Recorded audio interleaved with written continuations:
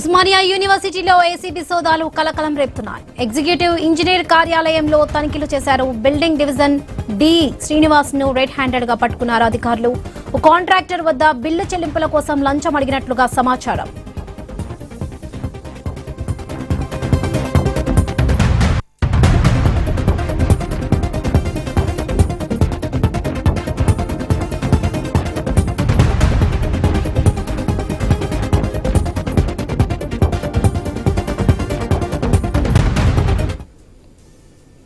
ఉస్మానియా యూనివర్సిటీలో ఏసీబీ సోదాలు కలకలం రేపుతున్నాయి.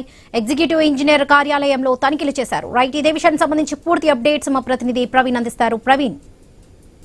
వరలక్ష్మి, అయితే మనం చూసుకుంటే కనుక అయితే హైదరాబాద్ ఉస్మానియా యూనివర్సిటీలో ఎగ్జిక్యూటివ్ ఇంజనీర్ కార్యాలయంలో ఏసీబీ సోదాలు నిర్వహిస్తున్నారు. ఉదయం నుండి ఈ సోదాలు కంటిన్యూస్ గా కొనసాగుతున్నాయి. అయితే ఆ ఏసీబీకి అందినటువంటి ఫిర్యాదు ప్రకారంగా అయితే ఏసీబీ అధికారులు ఈ ఉదయం నుంచి రైడ్ నిర్వహించారు. ఏసీబీకి రెడ్ హ్యాండ్ గా పట్టుబడ్డాడు. బిల్డింగ్ డివిజన్ అయినటువంటి డిఈ శ్రీనివాస్ ఏకంగా డైరెక్ట్ గా ఏసీబీ అధికారులకు పట్టుబడ్డాడు. లంచం తీసుకుంటూ దొరకడం జరిగింది. ఒక కాంట్రాక్టర్ వద్ద బిల్లు చెల్లింపుల కోసం లంచం అడిగినట్టుగా కూడా సమాచారం వస్తున్న నేపథ్యంలో ఏసీబీ అధికారులు ఆ పక్క పథకం ప్రకారంగానే ఈ యొక్క ఎవరైతే ఈ యొక్క డిఈ ఉన్నారో డిఈని అయితే పక్క పథకం ప్రణాళిక ప్రకారంగా వెళ్ళినటువంటి ఈ యొక్క ఏసీబీ అధికారులకు రెడ్ హ్యాండ్ గా పట్టుకోవడం జరిగింది. గతంలో కూడా ఈయన పైన అనేక కంప్లైంట్లు కూడా వచ్చిన నేపథ్యంలో ప్రజల నుండి కూడా కానీ ఇటు అయితే పబ్లిక్ నుండి కూడా అనేక కంప్లైంట్లు రావడం చేతనే ఈ యొక్క ఫిర్యాదు రావడం చేతనే ఈ యొక్క రైడ్స్ నిర్వహించామంటూ కూడా చెప్తూ ఉన్నారు.